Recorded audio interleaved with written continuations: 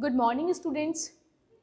आज हम लोग इलेक्ट्रॉनिक्स में जो हमारा लास्ट टॉपिक चल रहा था ब्रिज फुल वेव रेक्टिफायर, उसकी वर्किंग के बारे में पढ़ेंगे और उसकी वर्किंग के लिखेंगे। इवन हम लोगों ने इसकी वर्किंग पढ़ ली है, आज हमें उसका राइट डाउन करना है। ठीक है, तो आज का टॉपिक है हमारा, लिखिए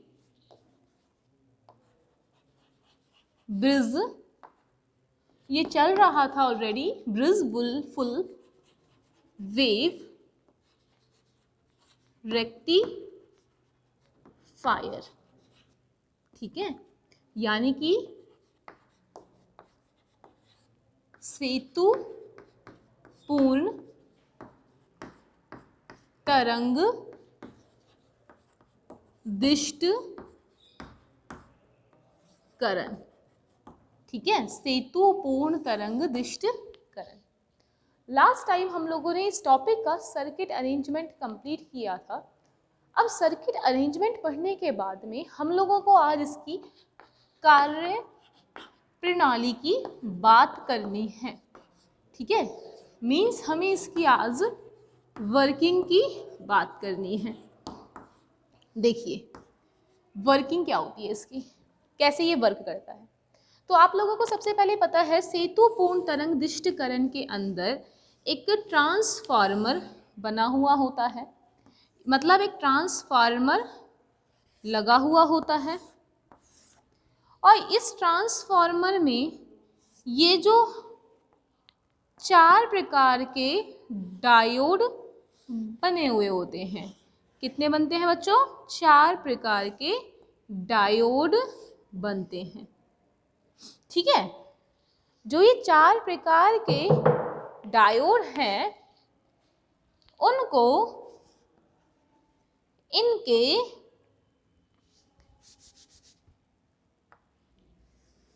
RL से कनेक्ट किया जाता है और इस RL के सिरों के मध्य में हम लोगों को क्या मिलता है? V आउटपुट मिलता है। और इस जगह ये कुछ सेतु रूप में हमको डायोड बने हुए होते हैं, जो डायोड इस प्रकार से लगे हुए होते हैं। यहाँ तक की बात हमारी क्लियर हो गई है। क्लियर? अब देखिए, इसे हमने नाम दिया D1, इसे दिया था D2, ये बात कर रहे थे D3 की, ये करी थी हमने 4 की। और हमने कहा था इसके लिए एक V इनपुट दिया गया है। अब जो V इनपुट है इसके सिरों पर ये क्या होती है? प्राथमिक कुंडली होती है। ठीक है, या फिर इसे क्या बोल सकते हैं बच्चों? प्राइमरी कॉइल बोल सकते हैं। ये होती है सेकेंडरी कॉइल। सेकेंडरी कॉइल को हम लोग बोलते हैं द्वितीयक कुंडली। राइट? अब हम लोगों को मालूम है कि जब ये इस तरीके से कनेक्ट होते हैं, जुड़े हुए होते हैं, अगर मैं इसकी बात करूं वर्किंग के लिए कुछ इस प्रकार से, तो देखिए सबसे पहले हमने सीखा कि इसको हमने एक AC वोल्टेज प्रदान की। क्या दिया हमने इसको बच्चों? एक AC वोल्टेज दी। ठीक है, इस AC को देने के बाद में प्रेरण की वजह से, इंडक्शन की वजह से इस वाली जगह पे, द्वितीयक कुंडली पे, सेकेंडरी कॉइल में एक करंट बन जाती है, या हम कह सकते हैं एक वोल्टेज जनरेट हो जाती है। और जिस वोल्टेज की वजह से इस पे करंट फ्लो होना स्टार्ट करता है। ठीक है, अब जब हमने इसको पहली वाली ये दी, पॉजिटिव हाफ साइकिल दिया, प्लस हाफ साइकिल दिया, पॉजिटिव दिया, तो हमने देखा इसके सिरों के मध्य प्लस साइन और यहाँ क्या मिलता है? माइनस मिलता है। जो ये माइनस, जो प्लस जो है, ये प्लस D1 को तो क्या करता है? रिवर्स बायस में करता है, उत्क्रमित बायस में करता है। और ये प्लस जो होता है वो D2 को अग्र बायस में करता है, मीन्स फॉरवर्ड बायस में करता है। अब फॉरवर्ड की वजह से इसमें तो करंट आने लगती है, लेकिन यहाँ करंट फ्लो नहीं होती। अब मैं नेगेटिव की बात करूँ तो ये नेगेटिव यहाँ प्राप्त होता है, ये यहाँ मिलता है, और इस नेगेटिव को हम कहें कि ये D4 को तो रिवर्स बायस में लाता है और D3 को कहाँ लेकर आता है, फॉरवर्ड बायस में लाता है, मीन्स अग्र बायस में लेकर आता है। क्लियर? अब अग्र बायस में कौन आया मेरे पास में, ये वाला D3। अब D3 की वजह से क्या होता है, करंट यहाँ से फ्लो होना स्टार्ट करता है और D2 की वजह से यहाँ मिलता है। तो हम कह सकते हैं जब हम पॉजिटिव हाफ साइकिल की बात करते हैं, धनात्मक अर्ध चक्र की बात करते हैं, तो D2 और D3 की वजह से RL के सिरों के मध्य हमें आउटपुट प्राप्त होता है। क्लियर हो गई बात? हमें क्या मिलता है, आउटपुट मिलता है। किसकी वजह से, D3 और D2। इस जगह D3 और D2 जो होते हैं वो फॉरवर्ड बायस में होते हैं और D1 और D4 किस में होते हैं, रिवर्स बायस में होते हैं। किस कंडीशन के लिए, हाफ साइकिल के लिए, पॉजिटिव हाफ साइकिल के लिए। और D2 और D3 के कंडक्शन में होने की वजह से हमें यहाँ क्या मिलता है, V आउटपुट मिलता है। ठीक है, तो ये वाली बात की हम लोगों ने सबसे पहले इस वाले रीज़न के लिए, और बाद में हम बात करेंगे बच्चों इस रीज़न के लिए। ठीक है, तो सबसे पहले इस रीज़न की बात करने के बाद में इसके लिए हम लिखना स्टार्ट करते हैं। तो हेडिंग डालिए, इसमें हेडिंग डालिए। पहले हम पॉजिटिव के लिए लिखवा रहे हैं। सबसे पहले ऐसा करते हैं, आज हिंदी मीडियम को लिखवा लेते हैं, और जो इंग्लिश मीडियम वाले स्टूडेंट्स हैं कुछ टाइम के लिए वीडियो को स्किप कर दे और फिर जहाँ इंग्लिश आ जाए तो वो लिखना स्टार्ट कीजिए। ठीक है, तो हिंदी मीडियम वाले स्टूडेंट्स इसमें लिखिए। आपने टॉपिक तो डाला ही हुआ है, हमारा बी पार्ट चल रहा है इसका, कार्य प्रणाली, वर्किंग। और इस डायग्राम को हमें अगेन नहीं बनाना है, ये डायग्राम आप लोगों की में ऑलरेडी बना हुआ है। ठीक है, तो इस डायग्राम के बाद में हम बात करते हैं और इसके अंदर लिखते हैं निविष्ट वोल्ट। अच्छा ऐसे करो, पहले इसमें लिख लो प्रथम, ठीक है, नहीं धनात्मक अर्धचक्र लिख लो। ठीक है, धनात्मक अर्धचक्र के लिए प्रथम क्यों नहीं लिखा, क्योंकि ये तो काम प्रथम के बाद तृतीय में वापस होगा और फिर पांचवें वाली में वापस होगा, इसलिए। ठीक है, तो धनात्मक अर्धचक्र के लिए इसमें लिखिए निविष्ट वोल्टता, निविष्ट वोल्टता के धनात्मक अर्धचक्र के लिए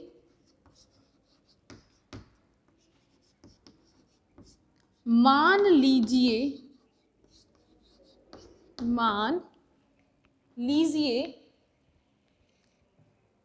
द्वितीयक कुंडली का ए सिरा, मतलब इसको एक नाम दे दिया ए और इसको दिया था हमने बी, है ना।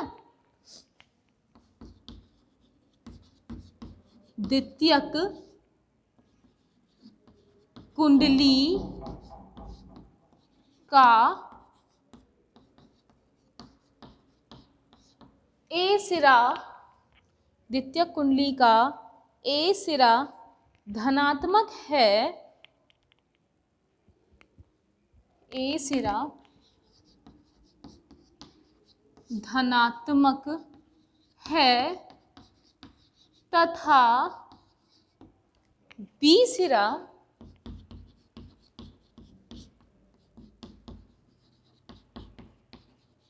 ऋणात्मक है। ए सिरा धनात्मक है तथा बी सिरा ऋणात्मक है। इस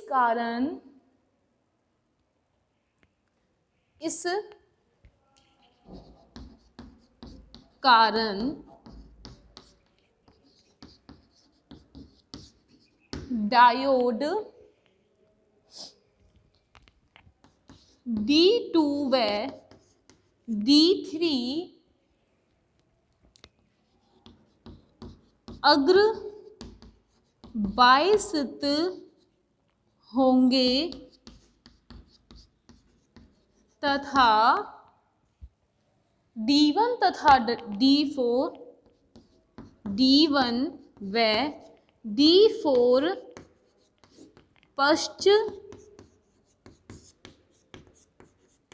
बायसित होंगे, पश्च बायसित होंगे। ठीक है।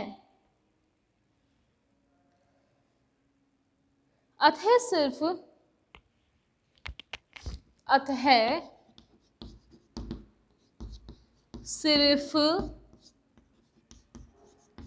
डायोड D2 व D3, अतः सिर्फ डायोड D2 व D3 की वजह से चालन होगा। ठीक है, चालन होगा।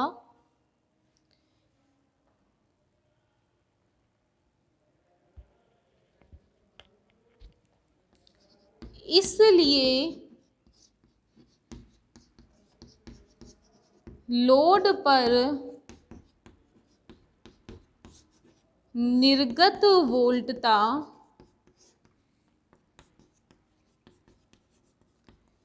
निविष्ट वोल्टता के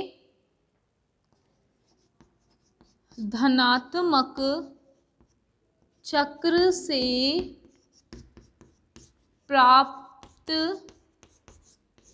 होगी। ठीक है, प्राप्त होगी। तो ये वाली बात हमने किसके लिए लिखी स्टूडेंट्स? धनात्मक अर्धचक्र के लिए लिखी है। सुन लीजिए क्या लिखा है कि निविष्ट वोल्टता के धनात्मक अर्धचक्र के लिए मान लीजिए द्वितीयक कुंडली का ए सिरा धनात्मक है। देखिए, अगर हमने कहा ये निविष्ट वोल्टता इनपुट जो दे रहे हैं उसके धनात्मक चक्र के लिए इसका जो ए सिरा है वो धनात्मक है और इसका बी सिरा कैसा है? ऋणात्मक है। इस कारण डायोड आपको मालूम है ये प्लस है, ये प्लस है, प्लस की वजह से ये D2 किस में होगा? अग्र बायस में होगा। और माइनस माइनस की वजह से D3 किस में होगा? अग्र बायस में। मतलब कि D2 व D3 तो किस में होंगे? अग्र बायस में होंगे। और D1 और D4 किस में होंगे? पश्च बायस में होंगे। तो हमने वही वाली बात लिखी है। तो जो D2 और D3 हैं अग्र बायस में होंगे तो इसमें इसी की वजह से करंट क्या होगी? फ्लो करेगी। ठीक है, और इसी के वजह से लोड के जो ये सिरे हैं उनके मध्य पे हमें क्या मिलेगा? आउटपुट वोल्टेज मिलेगी। ठीक है, तो इसको लिखिए।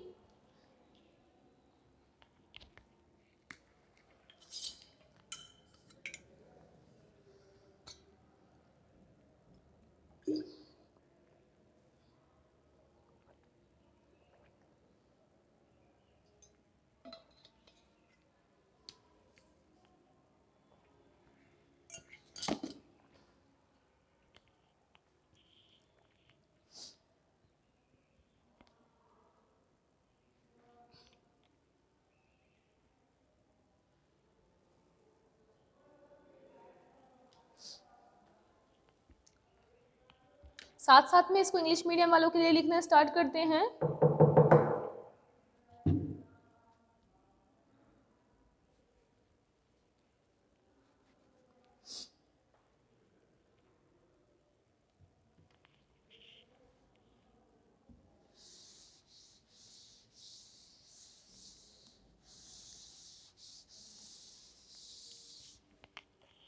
जब तक हिंदी वाले लिखते रहें।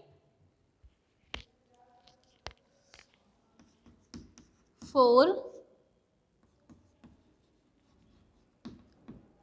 Positive half cycle. ठीक है, इसमें लिखिए when AC voltage when AC voltage is applied, when AC voltage is applied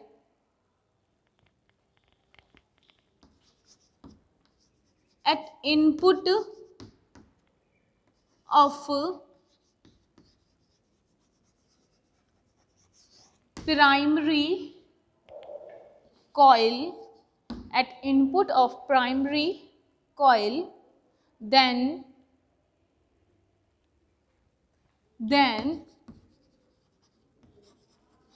due to mutual induction, Vs is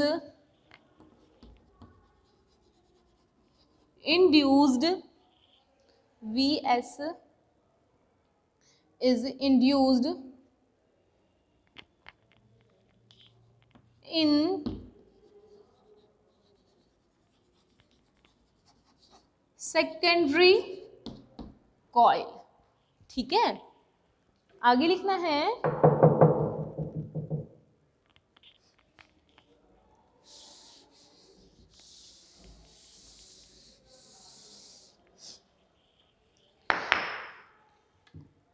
for positive half cycle, for positive half cycle, for positive half cycle of Vs voltage, comma D2 and D3, D2 and D3 get forward bias, get forward bias, and D1 and D4 get reverse. ठीक है, so due to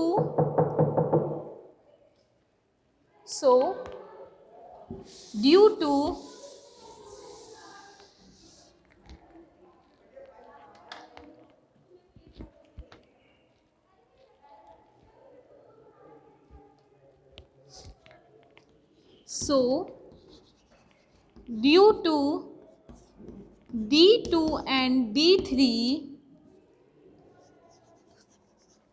current flow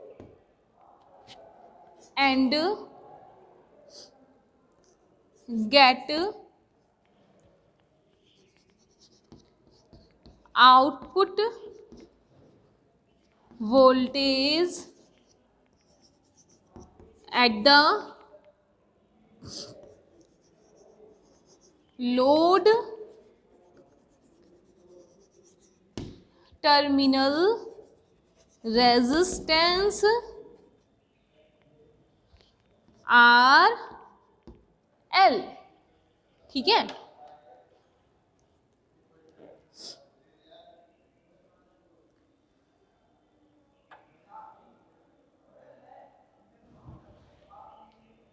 तो ये तो student क्या हुआ, positive half cycle के लिए बात हुई हमारी। इसको लिखिए, इसमें हमने क्या लिखा है देखिए, when AC voltage is applied at input of primary coil, है ना, जब VI इनपुट जो है प्राइमरी कॉइल के सिरों पर दिया जाता है तो उससे क्या होता है, म्यूचुअल इंडक्शन की वजह से इस पर VS सेकेंडरी वोल्टेज जनरेट हो जाती है। ठीक, for positive half cycle of VS, अब जो इसका पॉजिटिव हाफ साइकिल है उसकी वजह से यहाँ प्लस यहाँ माइनस हुआ, तो हम लिखेंगे for positive half cycle of VS voltage.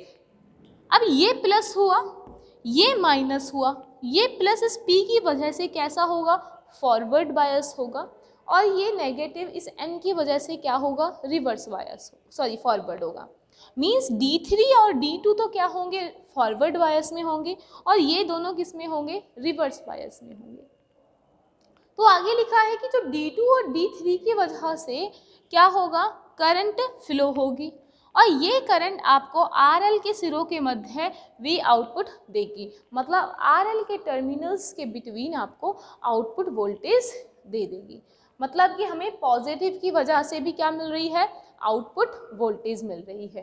तो इसको लिखिए, देन आगे देखते हैं हम इसमें।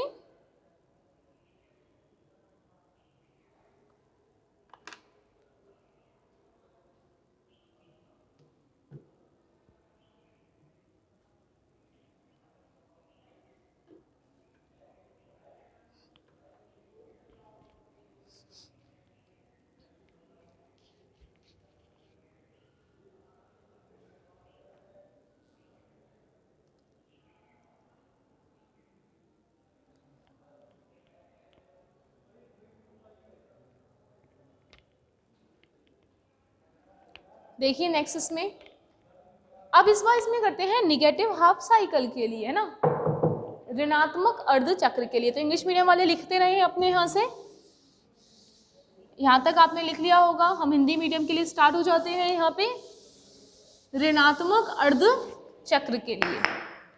तो देखिए,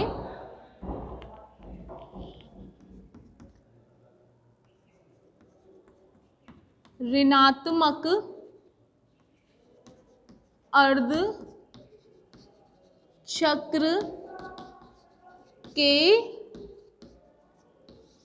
लिए, देखिए ऋणात्मक अर्धचक्र के लिए अब यहाँ पर हम इसको नेगेटिव पार्ट भेजेंगे, ये वाला पार्ट भेजेंगे, है ना।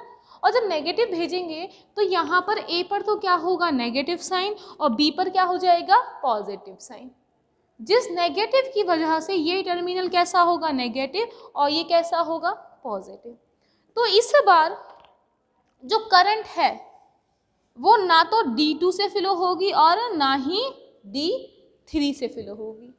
इस बार जो करंट है वो D1 के लिए और D4 के लिए होगी, क्योंकि यहाँ माइनस मिला, ये माइनस इसके एंड से फॉरवर्ड बायस बनाएगा, अग्र बायस, और ये प्लस इसके प्लस से फॉरवर्ड बनाएगी। बाकी ये दोनों टर्मिनल D2 और D3 रिवर्स बायस होंगे। तो हमें किसकी वजह से, D1 और D4 की वजह से आउटपुट पर क्या मिलेगा, V आउटपुट मिलेगा, ठीक है। तो इसमें लिखिए ऋणात्मक अर्ध चक्र के लिए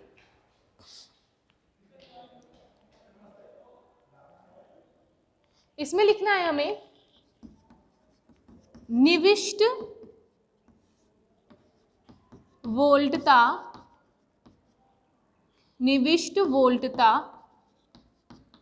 के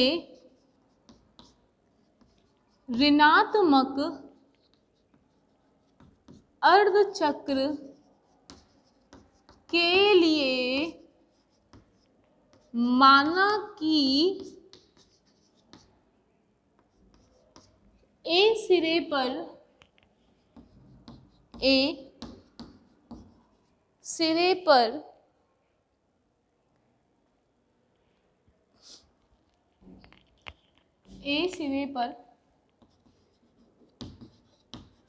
द्वितीयक कुंडली का ऋणात्मक व बी सिरे पर द्वितीयक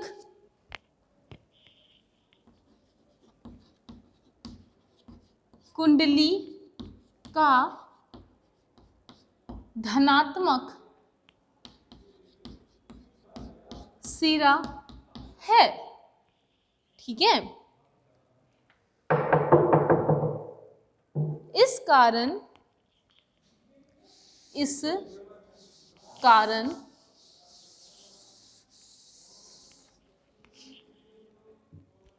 अब देखो, इस कारण क्या हुआ, D1 और D4 किस में हो गए, अग्र बायसित, है ना। इस कारण D1 व D4 अग्र बायसित व D3 और D2 पश्च बायसित है ना, वह D2 तथा D3 पश्च बायसित हो जाते हैं। ठीक है, ये कैसे हो गए हैं, रिवर्स बायस हो गए हैं।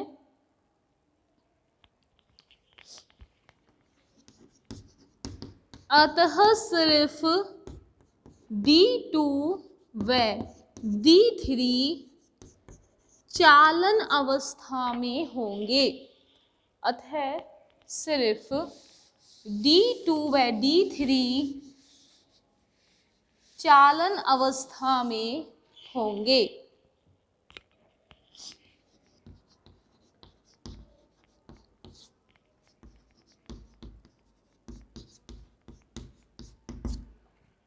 D2 व नहीं सॉरी D1 और D4 है ना, अतः D1 व D4 चालन अवस्था में होंगे तथा धारा का लोड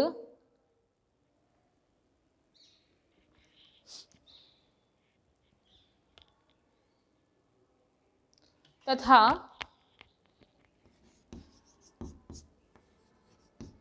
धारा का लोड D1 व D4 की कारण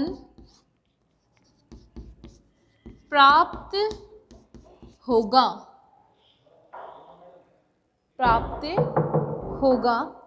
इसलिए लोड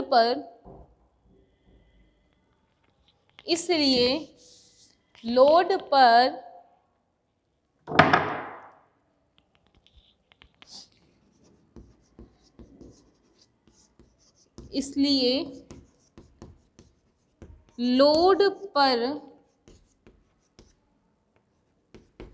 निर्गत वोल्टता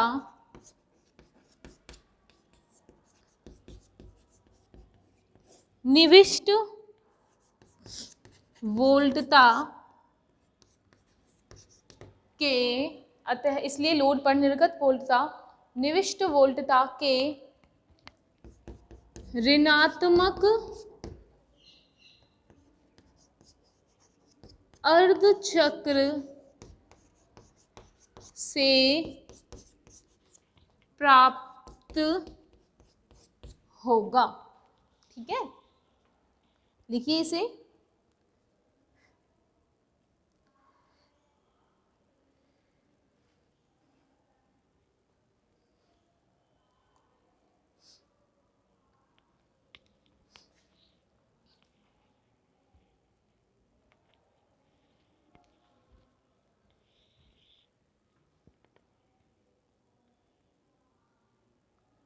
आगे इसमें लिखना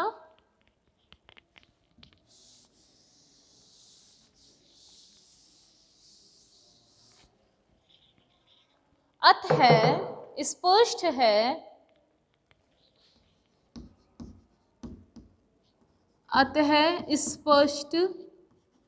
है धनात्मक व ऋणात्मक चक्रों अतः स्पष्ट है धनात्मक व ऋणात्मक दोनों ही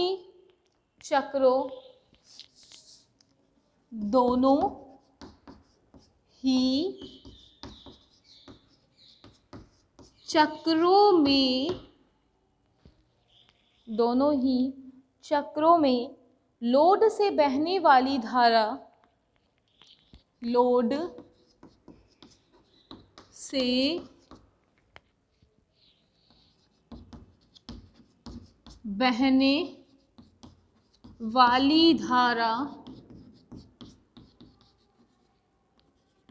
एक ही दिशा में प्राप्त होगी।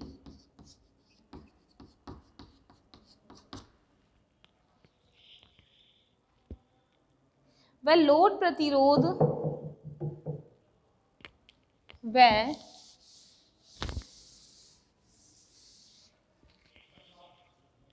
व लोड प्रतिरोध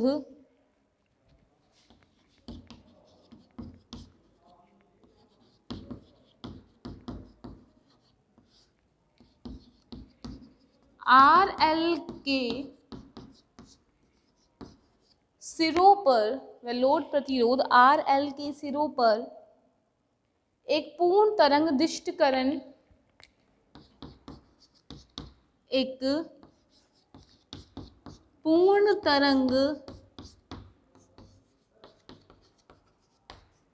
दिष्टकरण वोल्टता प्राप्त होगी। ठीक है, तो इसको कंप्लीट लिखिए आप लोग पहले, फिर इसको इंग्लिश मीडियम वालों के लिए लिखते हैं।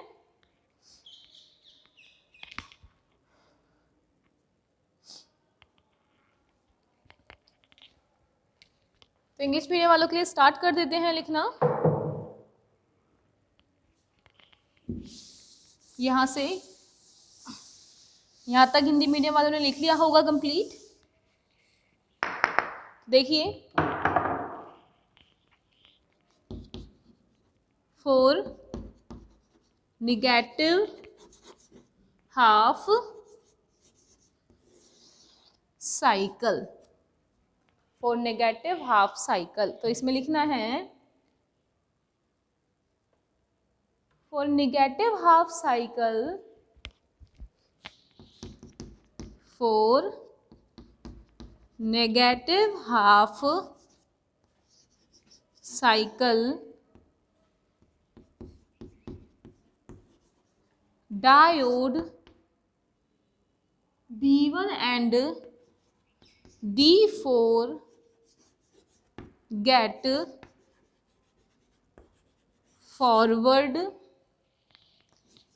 and D2 and D2 D3 get reverse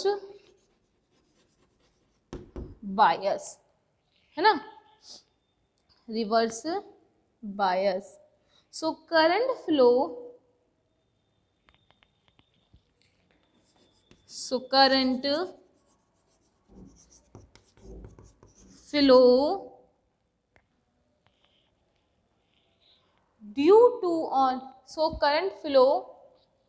due to only D1 and D4.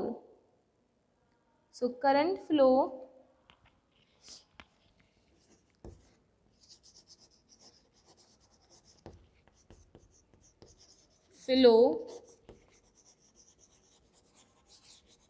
through RL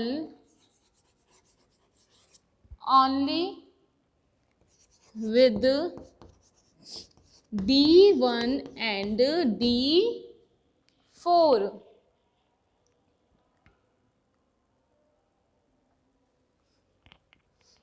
D1 and D4 diode in same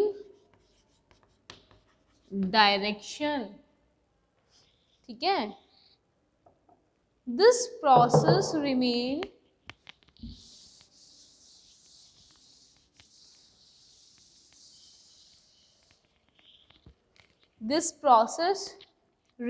up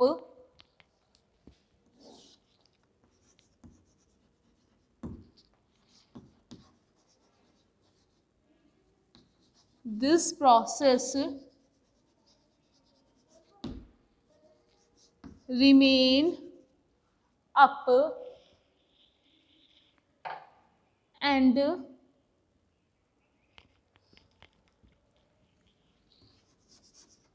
all wave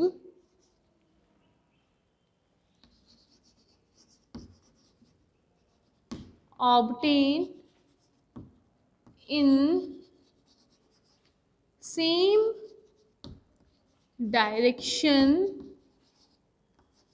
in RL।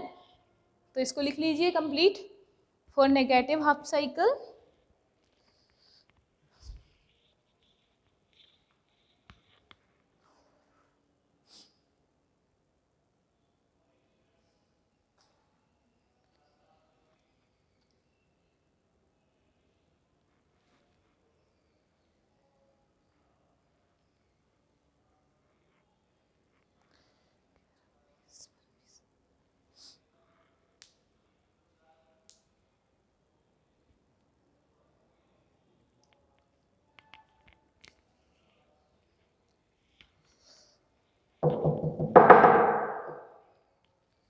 So student देखिए, अब हम लोगों ने इसकी वर्किंग लिखी है और वर्किंग लिखने के बाद में हम इसका लास्ट में डायग्राम बनाते हैं। तो देखिए कुछ इस प्रकार से होगा। अब डायग्राम तो यहाँ बना सकते हैं क्योंकि ये आपने बना लिया है, डायग्राम बनाया हुआ है। तो एट लास्ट आप इसमें एक डायग्राम बनाइए जो हम सबके लिए बनाते आ रहे हैं अब तक कि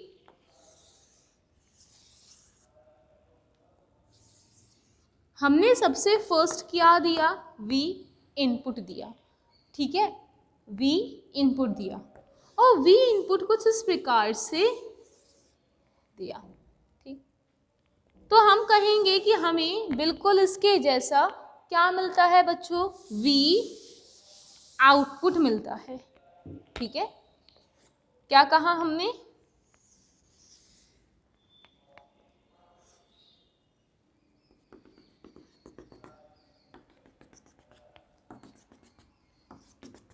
हमें क्या मिला यहाँ पे, V output, sorry V S, ठीक है। V इनपुट क्या है, जो हम ट्रांसफॉर्मर की प्राथमिक स्लाइड वाली से दे रहे थे, V इनपुट। S क्या है, जो उसकी द्वितीयक कुंडली पर आ गया है और फिर उसके वजह से हमें क्या मिल रहा है स्टूडेंट्स, V आउटपुट। और V आउटपुट हमें थोड़ा सा नीचे बनाना पड़ेगा क्योंकि ऐसे नहीं बन पाएगा।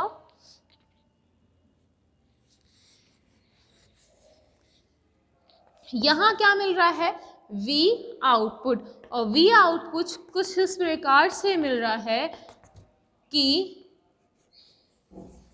ये हमें ऐसे मिल रहा है, ठीक है। कहने का मीन्स है कि ये पॉजिटिव हाफ साइकिल से ये मिला, निगेटिव से ये पॉजिटिव से, ठीक है स्टूडेंट्स। आप ये भी देख सकते हैं कि ये किससे मिला है, हमें D2 एंड D3 से मिला, ये किससे मिला, D1 एंड D4 से, अगेन ये D2 एंड D3 से, ये मिला D1 एंड D4 से, ठीक है।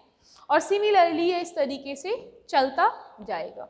इसको हम बोल सकते हैं निवेशी वोल्टता, और ये क्या मिली हमें, निर्गत वोल्टता। और ये S क्या है, जो इंडक्शन की वजह से आई है, जो कि प्रेरण की वजह से आई है, ठीक है। तो इसे लिखिए कंप्लीटली,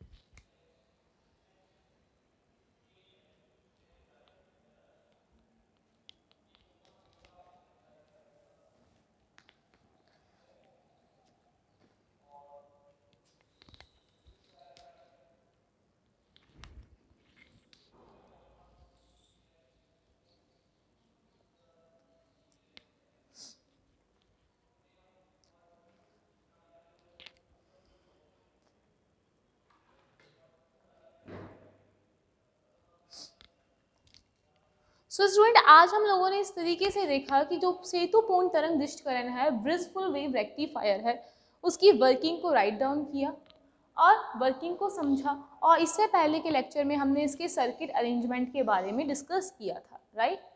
तो यहाँ पे आपका ये वाला लेक्चर फिनिश होता है। Thank you.